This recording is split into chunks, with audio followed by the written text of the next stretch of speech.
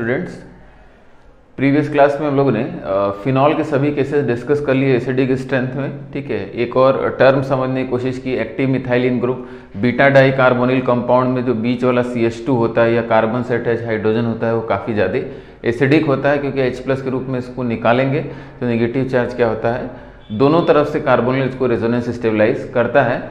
और अगर cross conjugation का इफेक्ट आएगा तो एसिडिक स्ट्रेंथ डिक्रीज करेगी। क्रॉस कंजुगेशन का भी इफेक्ट हम लोगों ने समझने की कोशिश की कि नेगेटिव चार्ज जिसके साथ रेजोनेंस करने जा रहा है वो अगर कहीं और भी रेजोनेंस में पार्टिसिपेट कर रहा है तो इफेक्टिव रेजोनेंस नहीं हो पाएगा, इसी को क्रॉस कंजुगेशन नाम दिया।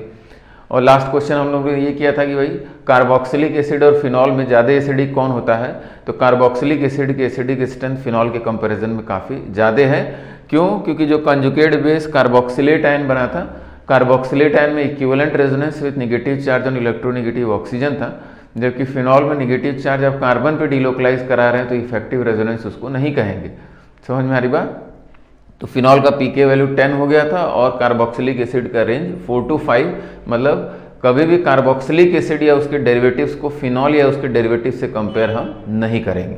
क्लास ऑफ कंपाउंड्स क्या हो गए थे, अलग अलग हो गए थे, तो इनका कंपैरिजन आपस में नहीं करेंगे। ठीक है, ये एक इंपॉर्टेंट पॉइंट डिस्कस किया था। अगला इसी के आगे हम लोग कंटिन्यू करते हैं, decreasing order of acidic strength. Decreasing order of acidic strength.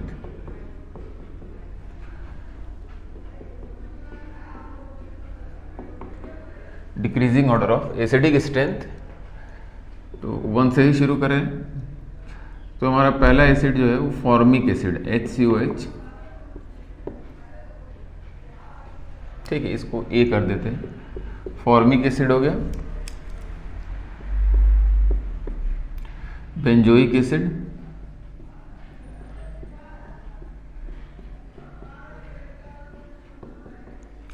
और आपका एसिटिक एसिड। ठीक है,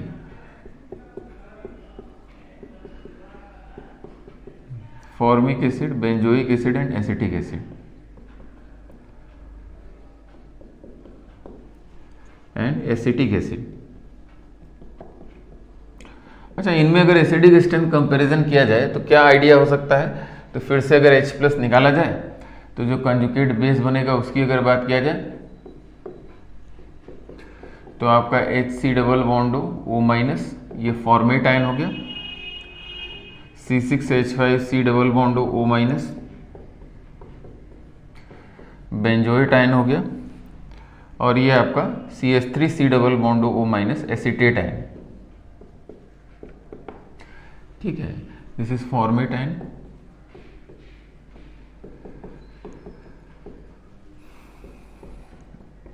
फॉर्मेट आयन, इसके बाद बेंजीन पे CO- आपका क्या हो जाएगा, बेंजोइट आयन।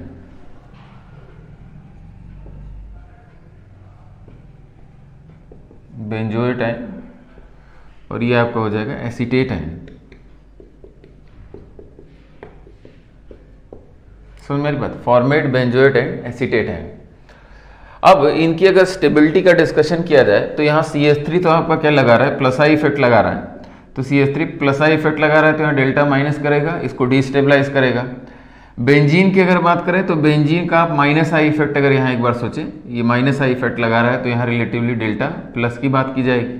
समझ में आ रही बात? और ये आपका क्या हो गया, ये एक रेफरेंस केस हो गया।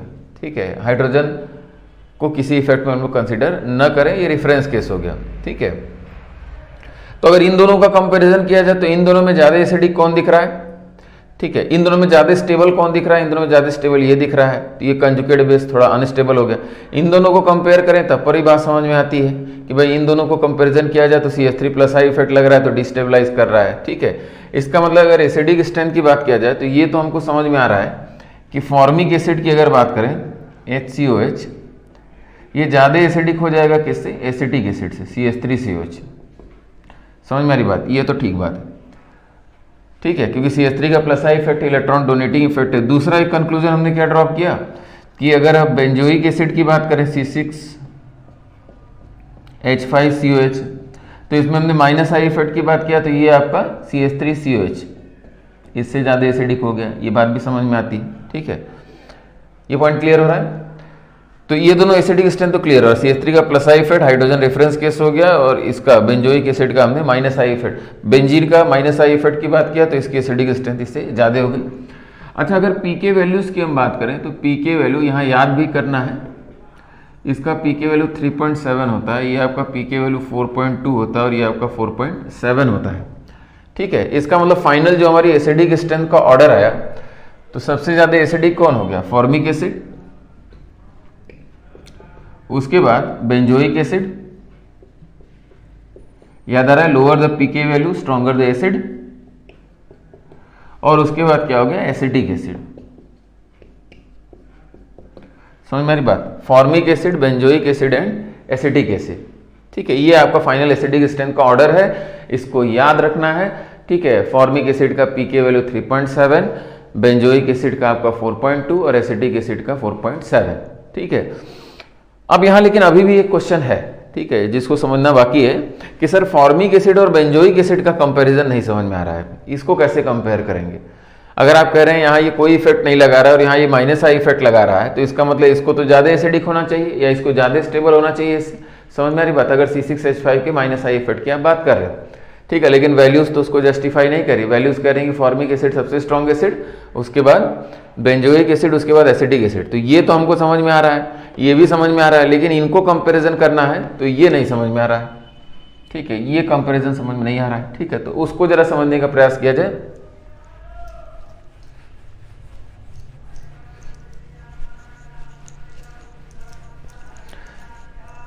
ठीक है, एक्सप्लेनेशन एक अलग चीज है, एक्सप्लेनेशन कर देंगे, लेकिन आप ये चीज हमेशा याद रखेंगे, इसमें कोई कंफ्यूजन नहीं रखेंगे कि फॉर्मिक एसिड, उसके बाद बेंजोइक एसिड, उसके बाद एसिटिक एसिड, क्योंकि ये बड़ा कॉमन क्वेश्चन है।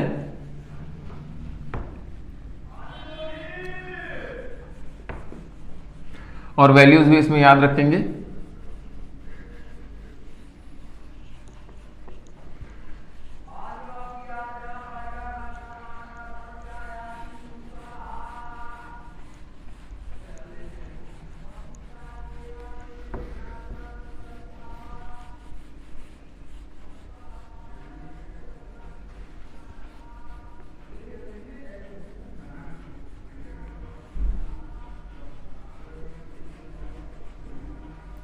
देखा जाए। अच्छा, बेंजोइक एसिड पे थोड़ा सा और ध्यान से इसको समझा जाए। यहां आपका C डबल बॉन्ड OH, ठीक है, और H प्लस निकल गया तो आपका बेंजोएट आयन,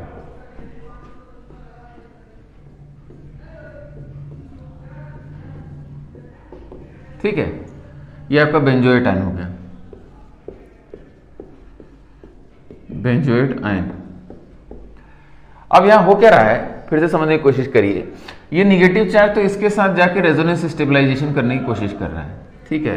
तो निगेटिव चार्ज कार्बोनिल के साथ रेजोनेंस डिलोकलाइज्ड है और बेंजीन माइनस आई इफेक्ट लगा रहा है, तो स्टेबिलिटी बढ़ भी रही। यहाँ आपका O माइनस, यहाँ आपका डबल बॉन्ड O, ठीक है। लेकिन यहां एक बात और समझने की है कि अगर हम बेंजोएट आयन को यहां बनाएं तो यहां एक और रेजोनेंस की पॉसिबिलिटी है, जो कि ये है। समझ में आ रही बात? यहां इस प्रकार का भी रेजोनेंस होने की पॉसिबिलिटी दिख रही है, ठीक है। फिर से समझिए, सिंपली क्या है, आप क्रॉस कंजुगेशन की बात करें कि बेंजीन का ये पाई बॉन्ड इसके साथ रेजोनेंस में, तो इसका नेगेटिव चार्ज इसके साथ इफेक्टिवली डिलोकलाइज नहीं हो पा रहा है, इसी को क्या बोला जाता है? Cross conjugation. तो बेंजीन के साथ ये कार्बोनिल रेजोनेंस में है, तो देयर इज क्रॉस कंजुगेशन, और क्रॉस कंजुगेशन के कारण नेगेटिव चार्ज इफेक्टिवली डिलोकलाइज नहीं हो पा रहा है, ठीक है। ये तो बात समझ में आ रही है। देखिए, ये यहां भी दिख रहा है कि नेगेटिव चार्ज इसके साथ डिलोकलाइज होना चाह रहा है, रेजोनेंस कराना चाह रहा है, लेकिन ये रेजोनेंस भी यहां है, ठीक है, जिसके कारण नेगेटिव चार्ज का इफेक्टिव डिलोकलाइजेशन नहीं हो पा रहा है, जितना हम एक्सपेक्ट कर रहे थे उतना नहीं हो पा रहा है। तो cross conjugation by the benzene ring, ठीक है, prevents the effective delocalisation of negative charge with the carbonyl, ठीक है। अब लेकिन यहां एक बात और है कि यहां एक बात और समझिए कि बहुत जबरदस्त क्रॉस कंजुगेशन का इफेक्ट यहां देखने को नहीं मिलता है। वो क्यों नहीं देखने को मिलता है? ठीक है। अब उसको समझने के लिए आपको ये समझना पड़ेगा कि अगर मान लीजिए यहां अगर आपको रेजोनेंस कराना है, ये रेजोनेंस अगर कराना है तो ये sp2 हाइब्रिडाइज्ड हो गया, ये आपका प्लेनर हो गया, यहां भी हाइब्रिडाइजेशन क्या है, sp2 हाइब्रिडाइजेशन है, ये भी आपका प्लेनर हो गया, ठीक है। तो अगर इसको हम समझाएं आपको, तो अगर सभी एटम्स बोर्ड के प्लेन में है, ठीक है, ये वाला जो हिस्सा है ये भी बोर्ड के प्लेन में और ये वाला हिस्सा ये भी बोर्ड के प्लेन में है, तो जो इसके प्योर p ऑर्बिटल्स होंगे वो क्या होंगे, इसके परपेंडिकुलर प्लेन में होंगे। तो pz pz इसका pz इसका pz प्योर p ऑर्बिटल्स। तो ये दोनों p ऑर्बिटल्स इसके साथ पाई बॉन्ड फॉर्मेशन कर रहे हैं, समझ में आ रहा है, ठीक है, इसके परपेंडिकुलर, बोर्ड के परपेंडिकुलर हम बना रहे हैं। तो ये दोनों p ऑर्बिटल आपस में रेजोनेंस कर रहे हैं, ये p ऑर्बिटल आपस में रेजोनेंस कर रहे हैं और ये दोनों p ऑर्बिटल पैरेलल है, समझ में आ रही बात, ठीक है। तो ये दोनों p ऑर्बिटल पैरेलल हैं, तो ये आपस में ओवरलैप करने लगे तो रेजोनेंस इधर होने लगा, ठीक है। अब यहां लेकिन एक और बात है, अब यहां एक स्टेरिक हिंड्रेंस का भी फैक्टर आता है, जैसे C double bond O minus, ठीक है, ये जो प्लेन है यहां, ठीक है, इसको ध्यान समझिएगा। और नीचे हमने क्या बनाया, बेंजीन बनाया,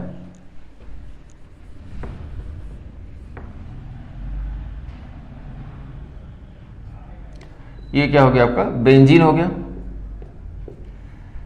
ठीक है। तो बेंजीन का अपना एक प्लेन, फिर से समझिए, तो ये एक बेंजीन का प्लेन है और ये क्या है, CO माइनस का प्लेन है, ठीक है। ये दोनों प्लेन क्या है, बोर्ड के प्लेन में ही हमने रिप्रेजेंट किया, रेजोनेंस की पॉसिबिलिटी है, ये दोनों तब क्या हो गए, पैरेलल हो गए और रेजोनेंस क्या होगा, होने लगा, ठीक है। आपस में रेजोनेंस और इधर ये क्या हो गए, पैरेलल हो गए, तो ये इधर रेजोनेंस करने लगे। लेकिन अब यहां समस्या ये है कि CO माइनस का जो इलेक्ट्रॉन क्लाउड होता है एक बड़ा इलेक्ट्रॉन क्लाउड होता है, ठीक है, और बेंजीन का भी इलेक्ट्रॉन क्लाउड एक बड़ा इलेक्ट्रॉन क्लाउड है, ठीक है। तो इनमें आपस में रिपल्शन होता है, इसका इलेक्ट्रॉन क्लाउड इसके इलेक्ट्रॉन क्लाउड को क्या करता है, रिपेल करता है। There is a repulsion between the electron cloud of CO minus and benzene ring. तो इसका रिजल्ट ये होता है कि, अच्छा एक बात समझने की कोशिश करिए कि रिपल्शंस के बचने का तरीका क्या है, ठीक है। तो एक टर्म हमने आगे चल के कन्फर्मेशंस पढ़ाते हैं। कन्फर्मेशंस क्या होता है, सिग्मा बॉन्ड के अराउंड रोटेशन। आप सिंपली समझने की कोशिश करिए, यहाँ जो कार्बन और कार्बन का सिग्मा बॉन्ड है उसके अराउंड रोटेशन की एक पॉसिबिलिटी है, ठीक है। सिग्मा बॉन्ड के अराउंड फ्री रोटेशन की बात की जाती है। तो यहाँ ये इसके अबाउट क्या करता है, रोटेट कर जाता है। अब ये रोटेट क्यों कर रहा है, क्योंकि इसके इलेक्ट्रॉन क्लाउड और इसके इलेक्ट्रॉन क्लाउड में रिपल्शन, और ये सेम प्लेन में रहेंगे तो रिपल्शन क्या हो जाएगा, ज्यादा हो जाएगा, ठीक है। और इस रिपल्शन से बचने के लिए क्या करता है, थोड़ा सा रोटेट कर जाता है। तो इसको आप फिक्स करिएगा और सामने वाले को क्या कर दिया जाए, थोड़ा सा रोटेट कर दिया जाए। अब देखा जाए कितना इसमें समझ में आ रहा है। देखिए ये प्लेन है और ये थोड़ा सा क्या कर गया, रोटेट कर गया। फिर से समझिए, ये बोर्ड के प्लेन में न रह के थोड़ा सा क्या कर गया, रोटेट कर गया। अब रोटेट क्यों किया है, ताकि इसका इलेक्ट्रॉन क्लाउड क्या हो, नीचे वाले बेंजीन के इलेक्ट्रॉन क्लाउड के साथ रिपल्शन फील ना करे। फिर से ऐसे समझिए, ये बेंजीन बोर्ड के प्लेन में है और ये वाला जो प्लेन है ये आपने थोड़ा सा क्या कर दिया, रोटेट कर दिया। क्यों रोटेट कर पा रहे हैं, क्योंकि यहाँ सिग्मा बॉन्ड है। रोटेट क्यों कर रहे हैं, क्योंकि इनके इलेक्ट्रॉन क्लाउड के बीच रिपल्शन, और अगर ये थोड़ा सा रोटेट कर गया तो इलेक्ट्रॉन क्लाउड्स में रिपल्शन थोड़ा सा कम हो जाएगा, ठीक है। तो इसका मतलब फाइनली अगर समझा जाए कि बेंजीन अगर ये है, ठीक है, ये अगर बेंजीन है तो उसके ऊपर ये CO माइनस है, ठीक है।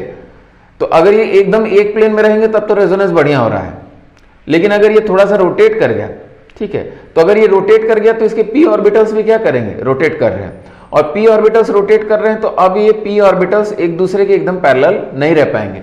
अगर p ऑर्बिटल्स की सिचुएशन समझी जाए तो ये आपका p ऑर्बिटल है, यहाँ p ऑर्बिटल एकदम पैरेलल, या ऐसे समझिए आप इसको, ये दोनों p ऑर्बिटल्स क्या है, पैरेलल है। और अगर CO माइनस का प्लेन रोटेट करता है तो p ऑर्बिटल भी क्या होगा, थोड़ा सा रोटेट कर जाएगा। तो अब इसमें इफेक्टिव रेजोनेंस नहीं हो पाएगा, सिंपल सी बात है। अगर ये क्या है, ठीक है, ऐसे समझिए, अगर ये क्या है, पैरेलल है, तब तो बढ़िया रेजोनेंस हो रहा है। लेकिन अगर किसी कारण से p ऑर्बिटल थोड़ा सा रोटेट किया तब इसमें इफेक्टिव रेजोनेंस नहीं हो पाएगा। समझ में आ रही बात, ठीक है। तो फिर से फाइनल बात कंक्लूड किया जाए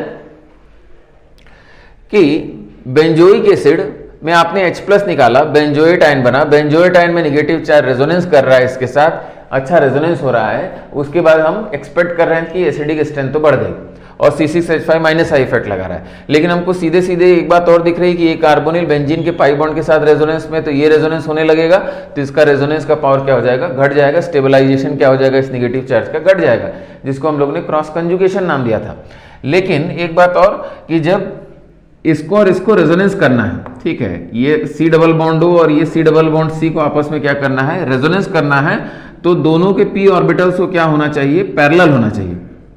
और p ऑर्बिटल्स का पैरेलल होना मतलब ये जो CO माइनस है और ये जो बेंजीन है ये बोर्ड के प्लेन में रहेगा, तो p ऑर्बिटल्स क्या होंगे, पैरेलल होंगे। अब ये बोर्ड के प्लेन में है तो इसमें एक रिपल्शन की टेंडेंसी होती है, क्योंकि ये बड़ा इलेक्ट्रॉन डेंसिटी का क्लाउड है, ये भी बड़ा इलेक्ट्रॉन डेंसिटी का क्लाउड है, आपस में रिपेल करते हैं। और रिपल्शन से बचने का एक ही रास्ता है कि थोड़ा सा ये क्या कर जाए, रोटेट कर जाए, क्योंकि बीच में क्या है, सिग्मा बॉन्ड है। तो थोड़ा सा ये रोटेट करके रहता है CO माइनस, बेंजीन के प्रॉपर प्लेन में नहीं रहता है। अब रोटेट हो गया तो इसके p ऑर्बिटल्स भी पैरेलल नहीं रह पाएंगे कायदे से, समझ में आए। तो ये p ऑर्बिटल एकदम पैरेलल नहीं हो पाएंगे, तो इसका मतलब इफेक्टिव क्रॉस कंजुगेशन यहां नहीं होता है। स्लाइड क्रॉस कंजुगेशन की बात की जाती है, समझ में आ रही बात।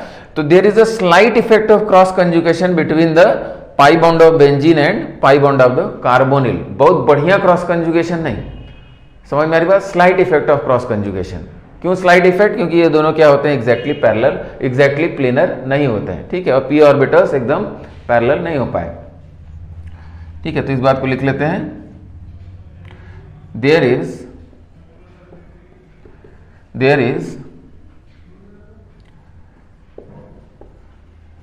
some extent of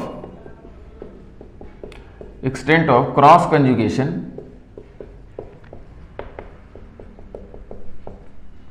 between pi bonds of benzene, between pi bonds of benzene and carbonyl,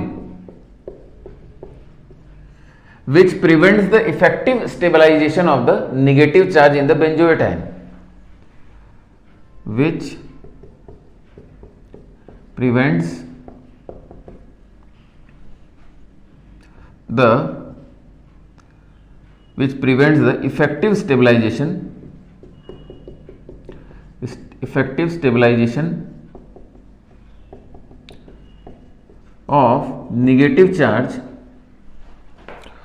of negative charge in benzoate ion,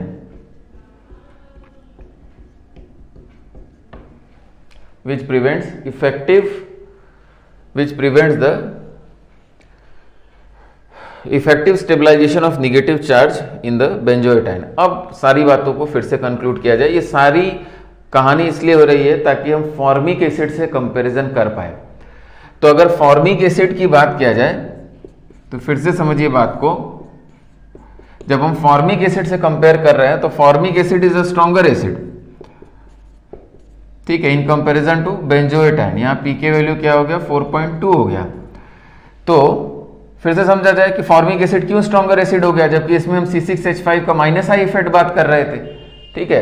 तो ये हमको समझ में आया कि भाई C6H5 माइनस आई इफेक्ट तो लगाता ही है, लेकिन क्रॉस कंजुगेशन भी लगा रहा है, और क्रॉस कंजुगेशन लगने से इस नेगेटिव चार्ज का इफेक्टिव स्टेबलाइजेशन नहीं हो पाएगा। समझ में आ रही बात। तो इसीलिए इसकी एसिडिक स्ट्रेंथ क्या हो गई, घट गई क्रॉस कंजुगेशन के कारण। और फिर प्रश्न उठता है कि क्रॉस कंजुगेशन क्या बहुत इफेक्टिव लगता है, तो यहां इसका जवाब है कि नहीं, क्रॉस कंजुगेशन लगता तो है लेकिन हल्का सा लगता है, बहुत इफेक्टिव भी नहीं लगता है। क्यों नहीं लगता है, क्योंकि ये दोनों आपस में सेम प्लेन में रहने की टेंडेंसी खो चुके हैं because of the steric hindrance, steric repulsion. तो इस सिग्मा बॉन्ड के अराउंड रोटेट होके ये थोड़ा सा क्या होते हैं, एक तो प्लेन में रहेगा, दूसरा थोड़ा सा टिल्टेड रहेगा, थोड़ा सा मुड़ जाएगा। समझ में आ रही बात, ताकि इनके इलेक्ट्रॉन क्लाउड का रिपल्शन प्रिवेंट हो जाए। तो क्रॉस कंजुगेशन का इफेक्ट जो हो गया वो कम हो गया, काफी थोड़ा सा क्रॉस कंजुगेशन, तो थोड़ा सा एसिडिक स्ट्रेंथ में क्या हो गई, कमी आ गई। समझ में आ रही बात। तो इसीलिए अब ये थोड़ा सा क्यों कह रहे हैं, क्योंकि अगेन एसिडिक एसिड जैसे आगे अब आप कंपेयर करेंगे तो आप कहेंगे सर यहाँ देखिए एसिडिक एसिड में जब हम कंपेयर कर रहे थे, ठीक है, तो यहाँ प्लस आई इफेक्ट की बात कर रहे थे आप, ठीक है, लेकिन इसमें तो क्रॉस कंजुगेशन हो गया, तो इसकी एसिडिक स्ट्रेंथ तो इससे भी पीछे चली जानी चाहिए।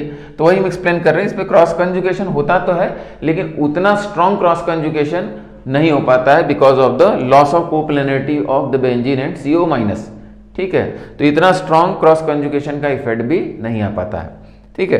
तो इसीलिए फाइनली फिर से समझा जाए, इनको कंपेयर करेंगे तो बेंजीन के प्लस आई माइनस आई से कंपेयर कर लीजिएगा, इसका माइनस आई और इसका प्लस आई, इनको कंपेयर करिएगा तो ये प्लस आई, और यहाँ रेफरेंस केस इसको कंपेयर करिएगा, तब आपको सारा एक्सप्लेनेशन करना पड़ेगा कि जितना एसिडिक स्ट्रेंथ एक्सपेक्ट कर रहे थे उतना ज़्यादा भी इसमें एसिडिक स्ट्रेंथ नहीं आ पाती है, क्योंकि क्रॉस कंजुगेशन एक निगेटिव फैक्टर के रूप में रोल प्ले कर देता है और उसका थोड़ा सा हमको इफेक्ट देखने को मिल जाता है। ठीक है, और एक बात और कंक्लूड करिएगा कि बेंजोइक एसिड या बेंजोएट आयन में इन दोनों के सेम प्लेन में रहने की टेंडेंसी कम होती है।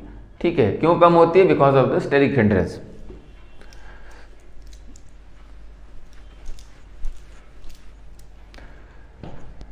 ठीक है, तो ओवरऑल वैल्यूज याद रखिएगा।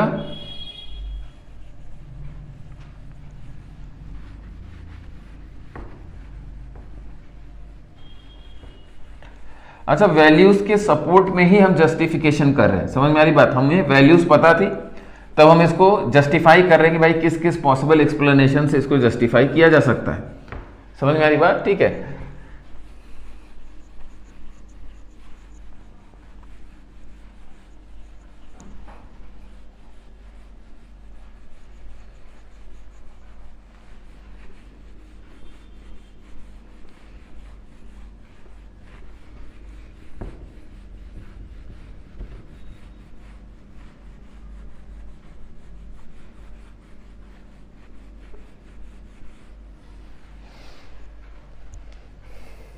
देखा जाए और क्वेश्चन।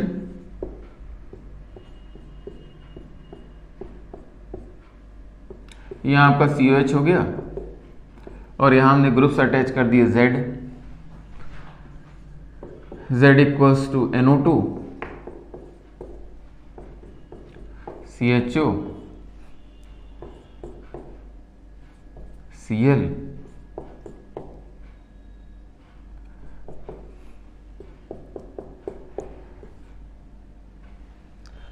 ठीक है, CH3 OCH3, ये CH3 हो गया और आपका OCH3। तो इसमें समझने में कोई दिक्कत नहीं है। NO2 उस पोजीशन से अब डायरेक्ट बात किया जाएगा। ठीक है, हम किसकी बात कर रहे हैं? H+ निकलने के बाद CO- की बात कर रहे हैं, और ये पैरा पोजीशन और ऑर्थो पोजीशन, तो रेजोनेंस हाइपर कंजुगेशन दोनों की बात करेंगे, और मेटा पोजीशन होती तो इंडक्टिव इफेक्ट ओनली की बात करते। तो यहाँ -R-I, बहुत ही powerful electron withdrawing group, -R-I plus R effect, -I effect, -I dominate कर रहा है, नेट इलेक्ट्रॉन डेंसिटी खींच रहे हैं, ये रेफरेंस केस हुआ। ये आपका hyper conjugation plus I effect electron density बढ़ाने का काम करेगा, और यहाँ लोन पेयर है तो ये आपका प्लस R इफेक्ट और -I इफेक्ट, और प्लस R लग गया तो ये तो बहुत ही डोमिनेटिंग इफेक्ट हो गया। यानी सबसे ज़्यादा एसिडिक कौन हो जाएगा? A हो गया, उसके बाद B हो गया, उसके बाद C, उसके बाद D, उसके बाद E, उसके बाद F हो जाएगा। ठीक है, समझ में आ रही बात? NO2 सबसे पावरफुल इलेक्ट्रॉन विड्रॉइंग ग्रुप, उसके बाद CHO Cl, फिर H रेफरेंस के CH3 और OCH3 इलेक्ट्रॉन डोनेटिंग हो गए, और OCH3 प्लस R इफेक्ट से इलेक्ट्रॉन डोनेशन कर रहा है, very strong electron donation effect आएगा। तो मेरे ख्याल से ये कुछ वैसा ही है जैसा फिनॉल की बात कर रहे थे। ठीक है, यहाँ OH होता तब पर भी आंसर क्या था? यही था।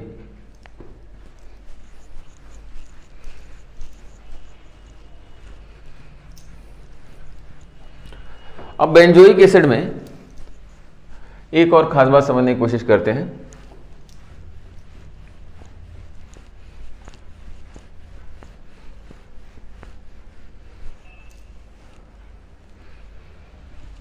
ठीक है, एक हेडिंग समझ लेते हैं हम लोग।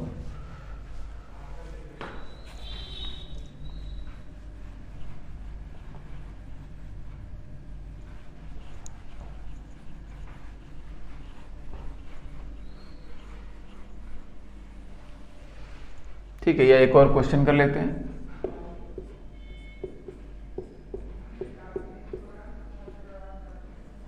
जैसे ये आपका OH हो गया, यहाँ हमने NO2 लगा दिया,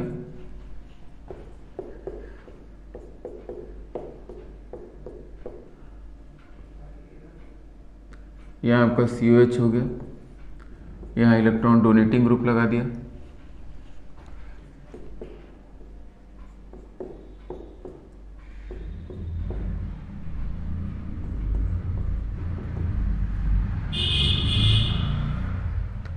ठीक है, और यहाँ भी इलेक्ट्रॉन विड्रॉइंग ग्रुप लगा दिया। अगर एसिडिक स्ट्रेंथ पूछे, ठीक है, तो आसान क्वेश्चन है। यहाँ देखा जाए इन दोनों को अगर आप कंपेयर करेंगे तो आपके दिमाग में एक आइडिया आएगा कि सर देखिए वो CH3 लगा हुआ है, ये एक इलेक्ट्रॉन डोनेटिंग इफेक्ट लगाएगा। कौन कौन सा इफेक्ट लगाएगा? +R इफेक्ट लगाएगा और -I इफेक्ट लगाएगा। ठीक है, एक और ऑप्शन इसमें ऐड कर दिया जाए। यहाँ आपका OH हो गया,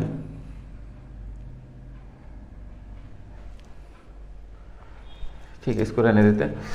फिर से समझा जाए, इनको अगर आप कंपेयर करेंगे तो +R और -I इफेक्ट, और यहाँ क्या है? -R और -I इफेक्ट। ये तो जबरदस्त इलेक्ट्रॉन डेंसिटी खींचता है, तो एसिडिक स्ट्रेंथ को क्या करेगा? काफ़ी ज़्यादा इंक्रीज करेगा। और CN आपका -R -I इफेक्ट, तो ये भी इलेक्ट्रॉन डेंसिटी क्या कर रहा है? खींच रहा है। तो इलेक्ट्रॉन डेंसिटी खींचने वाले ग्रुप्स क्या करेंगे? एसिडिक स्ट्रेंथ को बढ़ाएंगे, और भेजने वाले एसिडिक स्ट्रेंथ को डिक्रीज करेंगे। तो इसमें सबसे ज़्यादा एसिडिक स्ट्रेंथ आप किसकी एक्सपेक्ट करेंगे? आप कहेंगे सर NO2 सबसे पावरफुल है, ये सबसे एसिडिक होगा। नहीं, आपको समझना ये है कि यहाँ पहले क्लास ऑफ कंपाउंड चेंज नहीं करना है, क्लास ऑफ कंपाउंड में कंपैरिजन नहीं करना है। ये दोनों कार्बोक्सिलिक एसिड है और ये क्या है? फिनॉल है। ये क्या है? अल्कोहल है। तो अल्कोहल को कभी भी हम कंपेयर किससे नहीं करेंगे? कार्बोक्सिलिक एसिड से। कार्बोक्सिलिक एसिड बहुत एसिडिक होंगे। इसको आपने इलेक्ट्रॉन डोनेटिंग इफेक्ट लगा दिया, थोड़ा सा एसिडिक स्ट्रेंथ घट जाएगा, ठीक है, लेकिन फिर भी बेंजोइक एसिड और अगर फिनॉल की तुलना करें तो बेंजोइक एसिड क्या होता है? इसका पीके वैल्यू हमने आपको लिखवाया बेंजोइक एसिड का, ठीक है, 4 के आसपास, 4.2 होता है, जबकि इसका 10 होता है। मतलब इससे 10⁶ टाइम्स से क्या है? ज़्यादा एसिडिक। तो थोड़ा बहुत इलेक्ट्रॉन डोनेटिंग विड्रॉइंग से कोई बहुत फर्क नहीं पड़ने जा रहा है। तो इसका मतलब सबसे ज़्यादा एसिडिक कौन हो जाएगा? इसमें सबसे ज़्यादा एसिडिक C हो जाएगा, उसके बाद B हो जाएगा, और उसके बाद क्या हो जाएगा? A हो जाएगा, क्योंकि ये दोनों क्या है? कार्बोक्सिलिक एसिड है और ये क्या है? फिनॉल है। तो क्लास ऑफ कंपाउंड्स को आपस में कंपैरिजन नहीं करना है। कार्बोक्सिलिक एसिड और ये क्या हो गया? आपका फिनॉल हो गया। ठीक है, मेरे ख्याल से पॉइंट आपको क्लियर हो गया।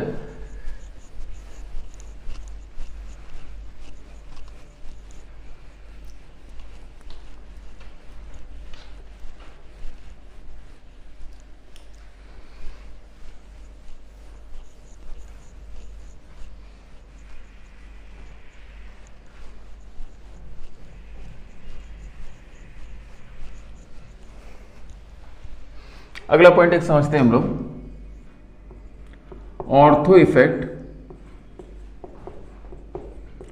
Effect in benzoic acid. Ortho effect in benzoic acid, ठीक है, ये एक इंपॉर्टेंट कंसेप्ट है जो हम लोग डिस्कस कर रहे हैं। Ortho effect in benzoic acid, इस पर काफी सवाल मिलेंगे आपको। अभी क्या है एग्जैक्टली पहले समझ लीजिए, फिर स्टेटमेंट इस फॉर्म में लिखते हैं। जो स्टेटमेंट दिया जाता है कि बेंजोइक एसिड COH, इसकी ऑर्थो पोजीशन पे कोई भी ग्रुप आप लगा दीजिए, ठीक है, ये या तो इलेक्ट्रॉन डोनेटिंग ग्रुप होगा या तो इलेक्ट्रॉन विड्रॉइंग ग्रुप होगा। समझ में आ रही बात? ठीक है, इसकी पोलैरिटी क्या हो सकती है? या तो इलेक्ट्रॉन डोनेशन की पोलैरिटी हो सकती है, विड्रॉइंग की पोलैरिटी हो सकती है। समझ में आ रही बात? लेकिन irrespective of polarity, whether it is electron withdrawing और डोनेटिंग ग्रुप, ठीक है, ये हमेशा ही एसिडिक स्ट्रेंथ बढ़ाएगा। तो स्टेटमेंट क्या होता है? एनी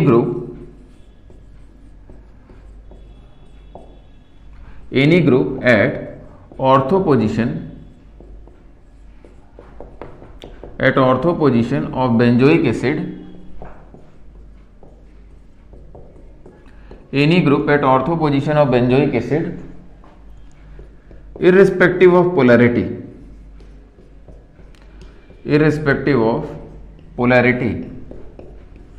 पोलैरिटी क्या है? इलेक्ट्रॉन डोनेटिंग ग्रुप या इलेक्ट्रॉन विड्रॉइंग ग्रुप?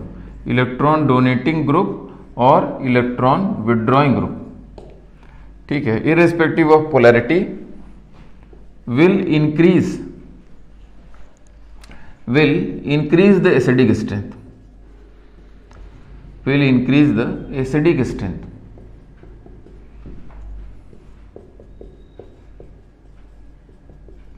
ठीक है। Any group at ortho position of benzoic acid is respective of polarity will increase the acidic strength. इस स्टेटमेंट को बढ़िया से दिमाग में बैठा लीजिए, ठीक है। तो पहले इसके एक्सप्लेनेशन पे आते हैं और फिर हम क्वेश्चंस की बात करते हैं, ठीक है।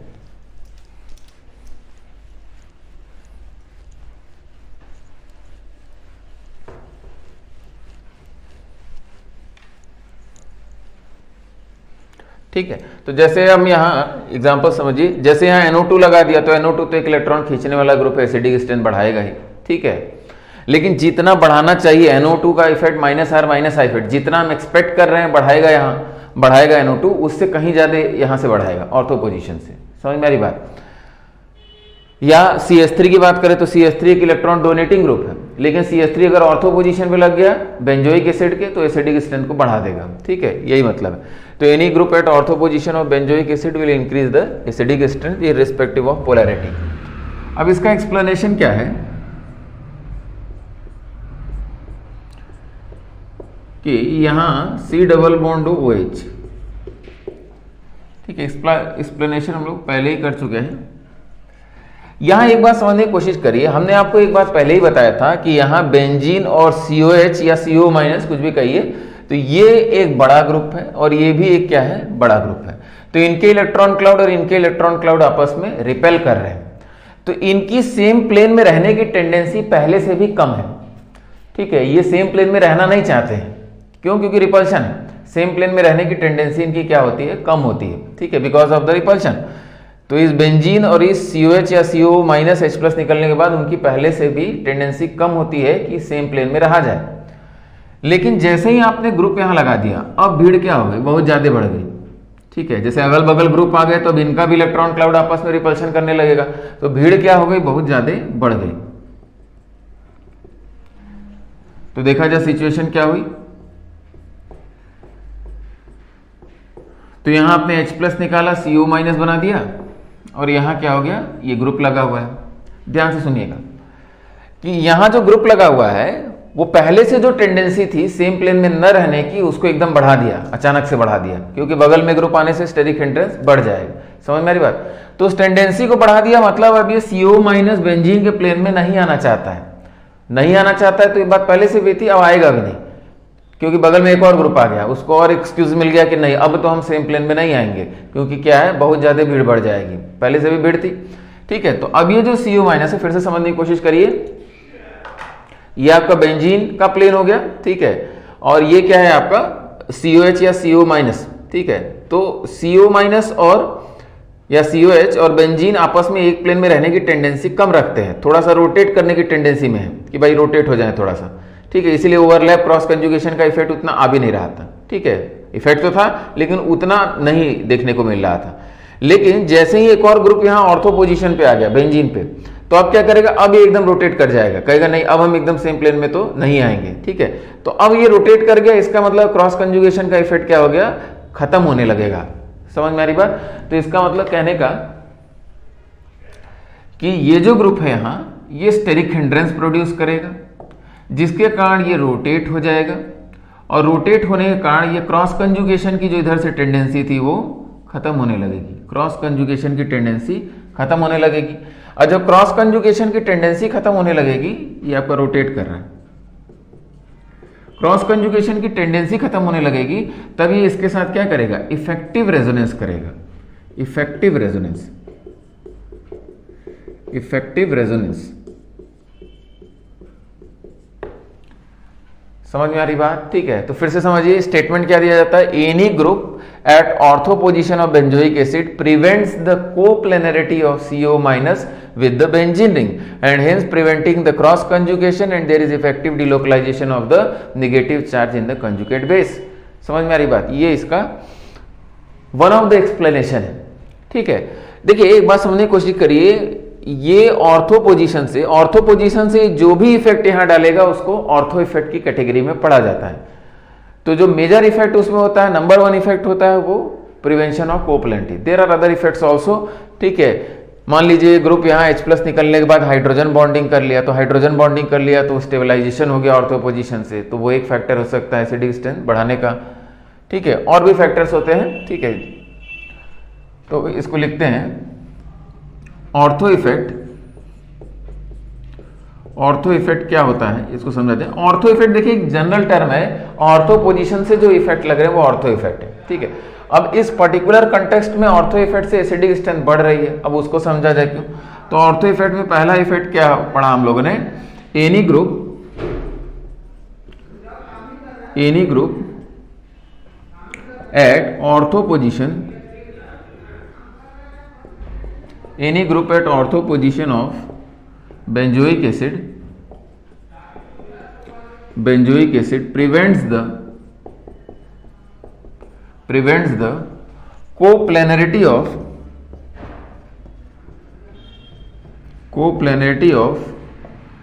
COO minus with the benzene ring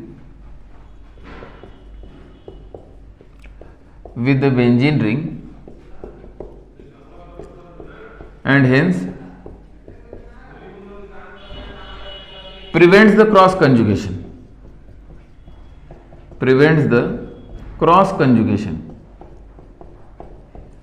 and hence prevents the cross conjugation। फिर से समझिए कि भाई इसका अगर प्लेन एकदम ही रोटेट कर गया तो इसके p ऑर्बिटल अब तो पैरेलल एकदम आ ही नहीं पाएंगे, ठीक है। थोड़ा बहुत वेरिएशन हो रहा था तो रेजोनेंस करा ले जा रहे थे, भाई ये ऐसे है, ठीक है, p ऑर्बिटल्स आपके इस प्रकार से हैं, ऐसे समझिए, थोड़ा सा ही वेरी कर गया, ठीक है, तो रेजोनेंस हो जाएगा, कोई दिक्कत नहीं, रेजोनेंस का इफेक्ट आने लगेगा। लेकिन जब ज्यादा ऐसे हो गया, ठीक है, ज्यादा ऐसे क्यों हुआ, क्योंकि CO माइनस का प्लेन ज्यादा रोटेट कर जाएगा, अब यहां रेजोनेंस क्या होगा, नहीं हो पाएगा, ठीक है। ऐसे आपने रोटेट किया तो थोड़ा सा रोटेट किया तब तो ठीक है, लेकिन ज्यादा रोटेट कर दिया तब ये p ऑर्बिटल्स आपस में अब रेजोनेंस नहीं कर पाएंगे। समझ में आ गई बात मेरे ख्याल से। तो CO माइनस का प्लेन रोटेट कर गया, तो p ऑर्बिटल सब पैरेलल नहीं रह पाएंगे, अब यहाँ क्रॉस कंजुगेशन प्रिवेंट हो गया, नेगेटिव चार्ज इफेक्टिव रेजोनेंस इसके साथ करेगा। तो इसका मतलब any group at ortho position of benzoic acid prevent the coplanarity of CO minus with the benzene ring and hence prevents the cross conjugation, ठीक है, cross conjugation with the benzene ring. अच्छा, इस टाइप के effect को कि भाई इसने क्या किया, यहां स्टेरिक हिंड्रेंस पैदा किया, तो इसको रोटेट करा दिया, और रोटेट करा दिया तो ये पैरेलल नहीं रह पाए, तो रेजोनेंस नहीं हुआ। इसको स्टेरिक इनिबिशन ऑफ रेजोनेंस बोलते हैं कि अपने वॉल्यूम से उसको आपने क्या कर दिया, ढकेल दिया प्लेन से बाहर, आपने अपने इलेक्ट्रॉन डेंसिटी के प्रभाव से इसको प्लेन से बाहर ढकेल दिया, और प्लेन से बाहर ढकेल दिया तो रेजोनेंस नहीं हो रहा है, ठीक है, बेंजीन के साथ। तो with the benzene ring known as steric inhibition of resonance,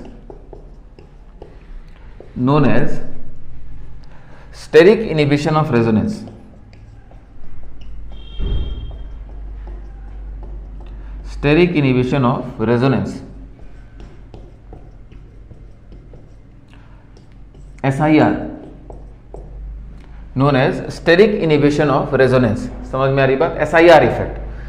तो ऑर्थो इफेक्ट का पहला जो एक्सप्लेनेशन हुआ वो क्या हुआ, SIR इफेक्ट, ठीक है। तो कोई भी ग्रुप ऑर्थो पोजीशन से कौन सा इफेक्ट लगा दिया, SIR इफेक्ट लगा दिया, तो बेंजीन के साथ क्रॉस कंजुगेशन क्या हो गया, प्रिवेंट हो गया, स्टेरिक इनिबिशन ऑफ रेजोनेंस। जो दूसरा इसका एक्सप्लेनेशन आता है वो होता है हाइड्रोजन बॉन्डिंग, ठीक है। तो कहीं कहीं हम SIR की बात करते हैं और कहीं कहीं हाइड्रोजन बॉन्डिंग से एक्सप्लेन करते हैं फ्रॉम ऑर्थो पोजीशन। समझ में आ रही बात, और दोनों ही ऑर्थो इफेक्ट के अंतर्गत आते हैं, ठीक है। तो ऑर्थो इफेक्ट में दो इफेक्ट की बात करेंगे, SIR effect and hydrogen bonding, ठीक है। तो कुछ एग्जांपल्स में, मैक्सिमम एग्जांपल्स में स्टेरिक इनिबिशन ऑफ रेजोनेंस की बात की जाती है, कुछ स्पेसिफिक एग्जांपल में हाइड्रोजन बॉन्डिंग की भी बात करेंगे, उससे भी चीजों को एक्सप्लेन करेंगे। समझ में आ रही बात, ये मेरे ख्याल से आपको क्लियर हो गया। Any group at ortho position of benzoic acid prevent the coplanarity of CO minus with the benzene ring and hence preventing the cross conjugation and increases the acidic strength, क्योंकि नेगेटिव चार्ज अच्छे से resonance उसके साथ कर पाएगा। देखिए फिर से समझिए, इसको आपने रोटेट किया है तो ये तो हमेशा ही सेम प्लेन में रहेगा, ये जो है ये तो हमेशा ही एक प्लेन में रहेगा। ये इसके साथ सेम प्लेन में रह सकता है या नहीं रह सकता है, वो डिपेंड करेगा सिचुएशन पे, ठीक है। तो ये रेजोनेंस तो हमेशा ही होगा, और जब ये रेजोनेंस आप बंद करेंगे तो ये रेजोनेंस और इफेक्टिव होने लगेगा, ठीक है। तो ऑर्थो इफेक्ट के दो explanation, steric inhibition of resonance और हाइड्रोजन बॉन्डिंग। तो हाइड्रोजन बॉन्डिंग यहां तो नहीं एक्सप्लेन कर रहे हैं, ठीक है। अब ग्रुप्स चेंज करेंगे, ग्रुप सब आएंगे, तब हाइड्रोजन बॉन्डिंग की बात हम लोग करेंगे। लेकिन अब हम लोग क्वेश्चन कर सकते हैं, ऑर्थो इफेक्ट के जो क्वेश्चन है वो बड़े आसान है। एक बार आपने समझ लिया चीजों को,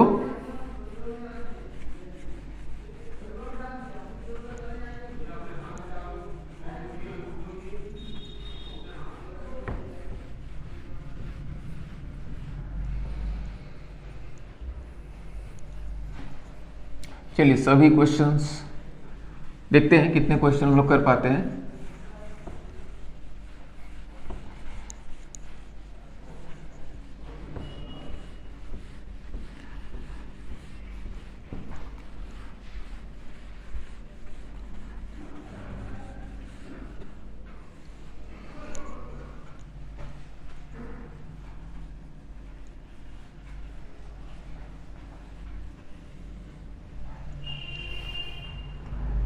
क्वेश्चन लिखिए,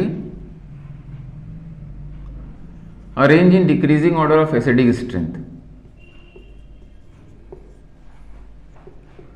arrange in decreasing order of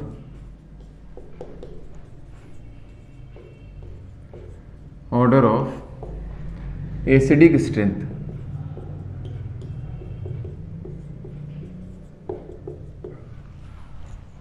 arrange in decreasing order of acidic strength.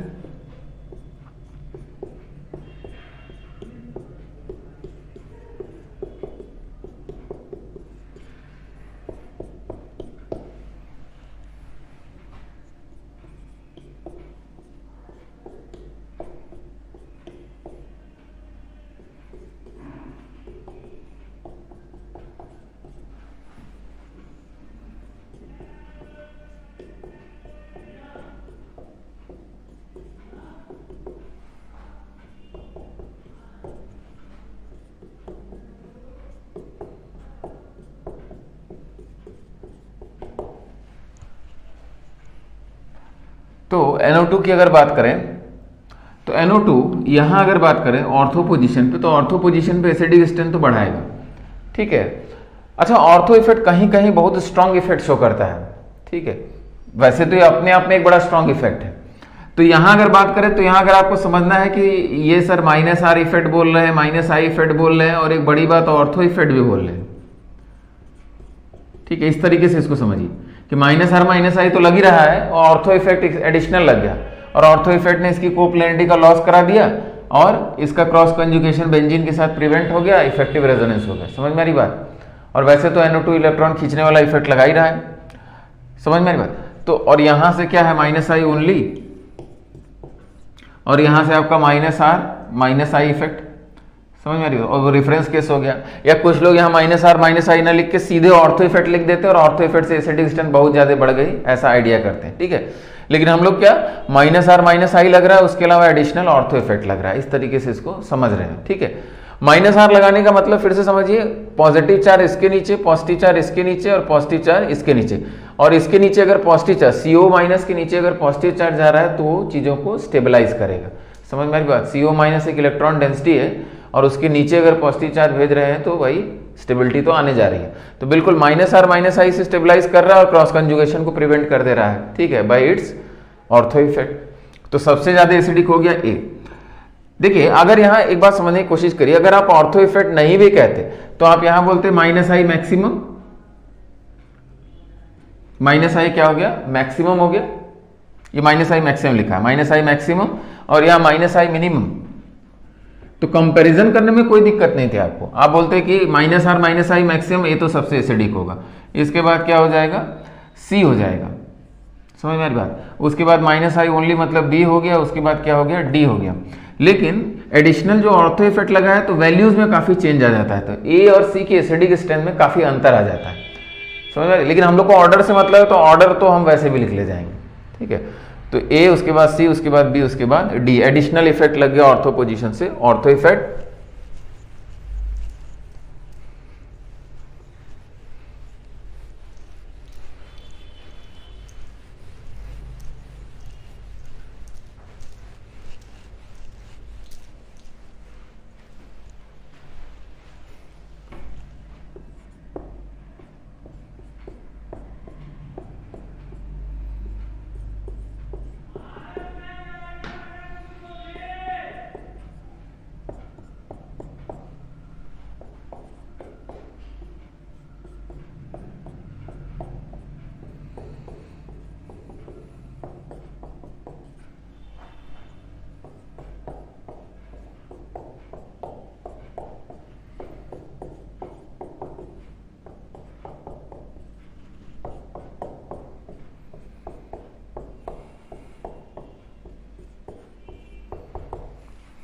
चलिए इसको बताइए।